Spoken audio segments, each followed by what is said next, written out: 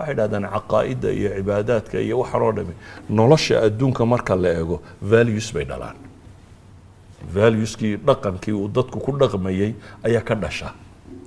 cibaadaadkani dhaqankaasay xoojiyaan caqaa'idatani dhaqankaasay xoojiyaan idan value baa ka yimaada qiyamkaas ayuu nebigu wuxuu leeyahay waxaa la ii soo dirayba inaan qiyamka dhammaystiro waxaa kaloo lagu tilmaamaa nebigu inuu ahaa wax kasta uu dadka faray kii u horreeyey saxaabadu waxay dhahdeen wuxuu ahaa akharunaa shujaacatan wa akharunaa karaman wa akharunaa jawdan wa akharunaa wax kasta isagaa u horreeyey waxay dhahdeen qaa'idka dhabta ahi markaasuu noqonaya qof la rumaysto oo mistaaqiye leh oo dadku ay ilaahay baa qur-aankiisa wuxuu inoogu tilmaamaya مثلا ظلمك إلهي وحول ورنا ظلمك إسكام ممنوعي إني حرمت الظلم على نفسي إذن كنا محي فلا تظالموا باليدي هاي ظلمنينا إلهي وحول يا أيها الذين آمنوا لما تقولون ما لا تفعلون وحين صمين إنهم حاول واقع حاول صمين استان إذا وحين لأن شيء كوات إنه بهنا وحويان هذا ربطه cidda kaa dambaysa ee aada maamulaysaa waxaad rabtay inay fuliyaan adigu marka hore tusaalihii waxaa fulin lahaa noqon qofkii loo arkayay inuu shaqada qabanayo nabi maxamed masaajidkiisii la dhisayay xataa iyadoo saxaabada wada xoog aan xooggiisa loo baahnayn ayuu muu fadhiisanay wuxuu tijaabiyey inuu isna jaajuurka iyo dhoobada wax ka guro oo heestay qaadayaan la qaado oo uu shaqada dhiiri geliyo idan waxay leeyihiin qofku waa inuu model ahaadaa markaasuu qaa'id yahay hadduu aanu se model hayno waxaana uu sheegaya aanay agtiisa ka jirin ilaahayna qur-aanka wuxuu ina leeyahy markii ambiyada laga warramay fabihudaahu muqtadi shayga labaad ee practiceka u baahan bay yidhaahdaan waa wijha inuu qofku leeyahay meel uu socdo weliba bay yidhaahdeen meesha loo socdaa inay tahay ru'ya mushtaraka رؤية مشتركة يعني براكتس كمان كورمي دون هذه وقت وينوسينه لكن ميدوك سونون واحد هذا قائدكو تونسكو هيستصدح بقى وحوق بدن بيدان مامول بقى تونسكو هيستا صدح شيء بيدان صدح ذا الشيء سيدو استعماله يا انت بدن نتيجته كدلتا صدح ذا الشيء وصدح شيء nolosheena caadi ku ah laakiin u baahan inaynu saynu u qiimeynayno qiimeyn gaar ah siino shayga koowaad waxay yidhaahdaan ee uu haystaa waa liqnaac inuu dadka qancin karo waa kala laba bay yidhahdaan qofka inaad amar siiso iyo inaad qanciso inta badan meelaha aan fikradaba laga aqbalin baa awaamirta ka socotaa الثكنات العسكرية عسكرت الله ما وقالين فكرة ولا فكرة يعني عسكركو عقلك واحد لا ملك صدر ردد ولا فكرة therefore وأوامر صبحي إنك ماشي هيستمركوا يسوي تاجو ساكا شغد وعينك يا عينك وصايا سدا ساسا الغبرية عند راكرت ومحين وحى وخبرنا ما شرته أما محا الله سمينا ماشي واحد هذا تولك وجو ناكسن ومامل أديك سدا أما الليدر وأديكسدا وإقناع سدرادة كون قالت واحد هذا إنك ما ضحى ذا واحد في عنه إنه كرسملي هاي إنه عتكري هاي إنه واحد محلو فليا وحلو فليا إنه ضدك عن عكاره ويدي سوينا إنه قكرت ويد ضدك جشة تصالك كوبان نبي محمد سيدو حكروا هذيك سنة عليه الصلاة والسلام سوى مساجد كفردية ومجلس فردية مساجدة وصحابة الله فردية ayaa nin yaroo dhalinyari u soo galay dabeetana wuxuu codsi buu keensaday codsi masaajidka iyo nebiga iyo saxaabada agtooda qariib ku ah codsi buu keensaday waa maxay wuxuu waxaan rabaa anuu nin dhalinyaro baan in zinada lay fasaxa buu yidhi aniga suuqgalka lay ogolaado codsi abuu wataa waa la soo badheedhay oo meesha nebigu fadhiya saxaabada jooga ayuu codsigaa keenay dabeetana waa lagu qayliyay warkaadiya buu nabigu yidhi warkaale soo dhawow buu ku yidhi soo dhaweey dabeetana xiwaar buu nabigu la galay wiilkan wuxuu yidhi waxaan ku weydiiyey hooyada ma la jeceshay waxaad rabto rasuuli maya ilaahay rasuulkiisa hooyada in cid ka sinaysato may ma rabo markaasuu wuxuu weydiiyey walaashaa ma la jeceshay may dumarkii hareerihiisa ninkan ku xeeraa ee caarka waxay Soomaalidu taqaanaa ayuu weydiiyey eedda habar yar walaal inaan taadashay inta midna inay xumaato meedashay markaasuu yidhi may suu yidhi haddaba dumarka kalena ragun bay hooyadoodii iyo eedadoodii iyo habar yartoodii kan yihiin markuu wiilkii la hadlay ee uu qanciyey ayuu nabigu u duceeyey haddana laabta intuu gacad ka saaray wuxuu yidhi ilaahay uu dambigiisa dhaafacay waa u duceeyey wiilkii dhalinyarada wuu ku qancay waxay yidhaahdaan gabadh dambe isagoo eegaya lama arag uma jeedno ducada iyo warkan dambe uu nabigu u sheego dhan waxaynu uga dan leenahay wuxuu ninkani sheegaya wax sharciga oo dhan ka soo horjeeda wax cid aqbali karta ma aha aayaadka zinada ka warramaya waxay soo degeen maka intii la joogay xuduudda tacsiirka la marinaya ama ciqaabta la marinaya ama waxaasaa markii dambe soo degay laakiin aayaadka nahyinaya fi suurati al-Isra walaa taqrabu zina iyo aayaad ka warramaya waxay soo degeen maxay maka zinadu waa mamnuuc shariicada islaamiga wax la wada garanayay haddana lama odhanin wariya zinadu waa mamnuuce waxa la tijaabiyeen maxay la qancin karo waxay dhahaan usluubka ugu fiican waa qancin مثلا waxay yidhaahdaan dowladaha ama madaxda ama shirkadka ragga haysta marka ay rabaan inay qanciyaan ama dadkoodii hantiilayaasha shareholderski waxa kan ama dowladda nimanka madaxda ah marka ay rabaan inay qanciyaan bulsho weynta mucaarad baa jiro dee dadka wax ku afuufay dhib kale jirto la yiraahdo atumuux albashari hanka binaadamka lama buuxin karo wax kasta haddaad qabato dadku wuxuu buu dareemayaa inta dhiman buu arkaa muslina koobka inta dhiman baa xoog u muuqata waxaad wanaajiso dhan inta badan dadku ma arkaan waxay arkaan maxay waxyaabaad qaladay waxay yiraahdaan qofka maamulka ah ama madaxda ah ama wasiirkii ama madaxweynihii difaaca ugu fiican uu sameeyaa waa maxay bay dhahay dawladii bay dhahan waxa ugu fiican isku difaacda waa laba shay labada shay haday sax yihiin bay dhahay way isdifaaci kartaa hadii kalena waa adagtay inay istifaacdo waayo marnaba binaadamka tumuuxiisa ma buuxin kartid waxa ugu weyn ee la isku difaaca bay dhahdaan waa sharciyya iyo wal ihsaa'iyat bay dhahdaan waa qofku inuu meesha tan aanu boobinay inuu xaq u lahayo sharci ku yimi yani booska madaxweynimo booska wasaaraha inuu sifo sharci u soo maray ee meel uu dadka ka boobay ama ku xoogay inaan ahayn ka labaadna bay yiraahdaan waa ihsaa'iyat wax qabadkiisoo tira kooban inuu saaba dawladda ka waranto sanadkan 2,000 kilomitir oo wada baanu dhisnay 100,000 iskuul baanu hagaajinay intaasaan hagaajinay kama wax qabadkii baa muuqanaya adduunka shirkadda haysta tilmaamo inta branch cusub la furay inta waxa soo kordhay inta lacag soo kordhay koolsku siday u tiro bateen waxana say u tiro bateen percent ku marayo ihsaa'iyadka markuu soo bandhigo waxa muuqanaya qofkan wax qabadkiisii waxa la mid ah qof kasta oo shaqo haya ninka idinku hooseeya leen maanka ama meesha jooga haduu tilmaamo sanadka kan 2,000 oo leen oo go'ay waan xidhay 3,000 oo leen oo cusub waan geliyay 4,000 oo leen oo cilad lahaa waan ka saaray intaasoo waxaad oranaysaa qofkani wax buu qabtay yani madaxaaga wuxuu keenayaa wixii uu qabto laakiin hadduu subax walba sii kalo soo kalo aanu waxba ku sheegin oo soo qabto hadhow departmentkaasi wuxuu madaxda ka sareeya ama cid ka sareeya oo ku qanciya ma jiro marka waxay yiraahdaan iqnaac hadaad rabto dawladeed shirkadeed waxa kan waxa ugu weyni waa qofku sifo sharciya inuu waxaan u qabtay oo booskan si sharciya u joogay iyo tira koob bay yiraahdaan waxa lagu sameeyo idan madaxi waxay adeegsato oo dad ku qancisa bay yiraahdaan ama ay hoggaanku wuxuu wax ku maamulo saddexda shay ugu qiimaha badan bay yiraahdaan waa qancin abaalmarin iyo ciqaab inaga dhaqanka Soomaaliga ka u dambeeya u horeeya qof kasta oo qalad jabiyay waa in la ciqaabo wax kasta oo qof galo marka inaga xeerka ciqaabtu madaxeena uu ku weeyay dhaqan ahaan ilaa iyo malcaamadda ka soo bilow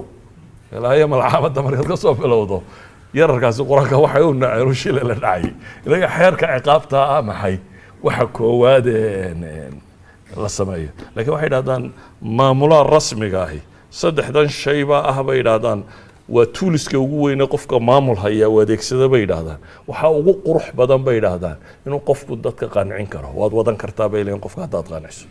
waxaa ku xiga bay yidhahdaan qofku inaad maxay abaal marin karto abaalmarku hanti maaha inagu inta badan abaalmarka waxaynu naqaanaa hanti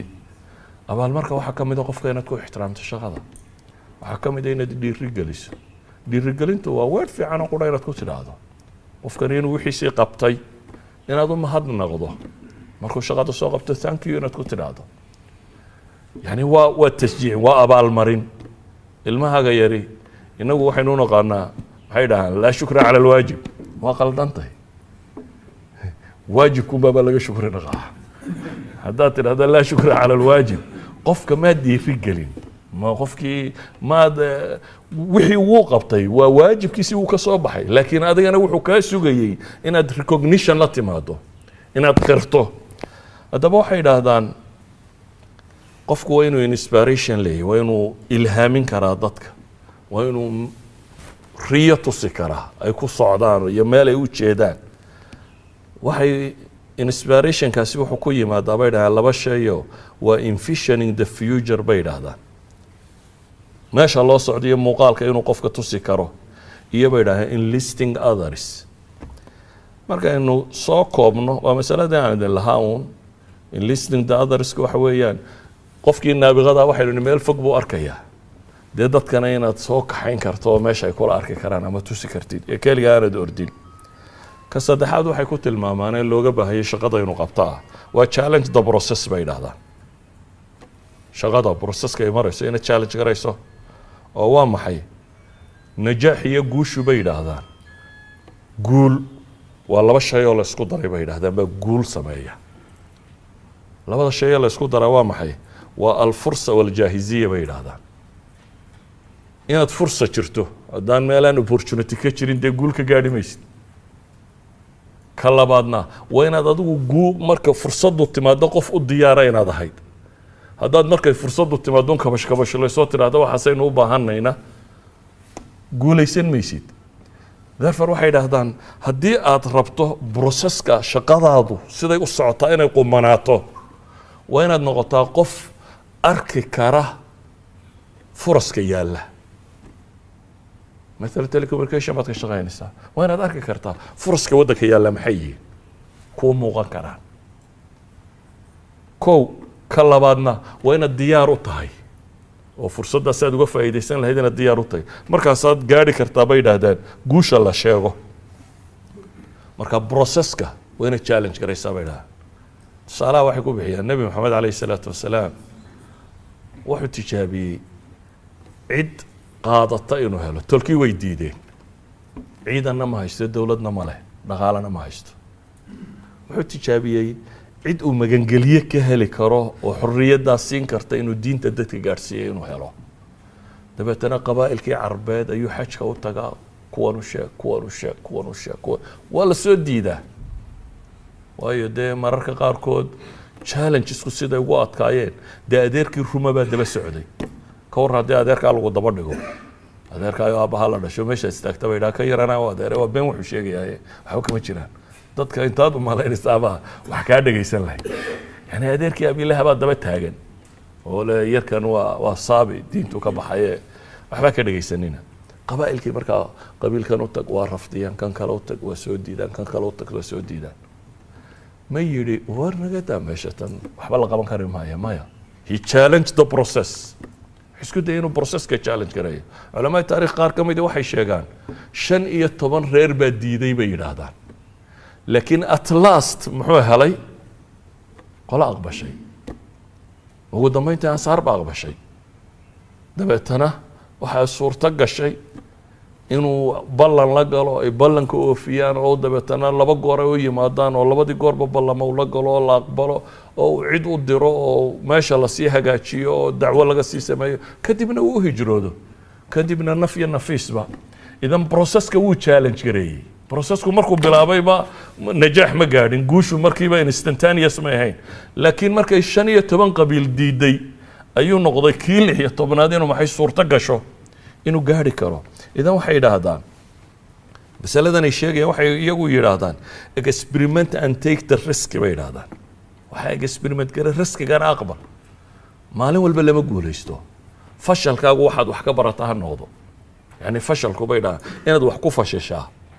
qofna wuxuu u arkaa inuu khasaaray qofna wuxuu u arkaa bay yiraahdaan inuu maxay aqoon kororsaday waxay yiraahdaan markaad fashisho macnaheedu waxa weeyaan waxaad soo ogaatay waddo aan waddadii guusha ahayn dan waad cilmaad heshay waddada haddii la maro really waxaad soo xaqiijisay inaan ahayn waddadii guusha mar damaanad maraynin waxaad tijaabinaysaa markaa mid kale inaad marto qodobkooda afraad waxay ku tilmaamaan enable others to act madaxda bar baa jecel inuu magaca isagu qaato wax walbana in isaga loo nisbeeyo inta badan waa dictatorship isku say yeelaan wasiirku markuu khudbadaynay wuxuu odhanayaa madaxweynihii baa salaanta noo soo faray madaxweynaha anagoo ka tarjumayna waxaanu idhi aragtidii madaxweyne hadda waxba uga soo sheegin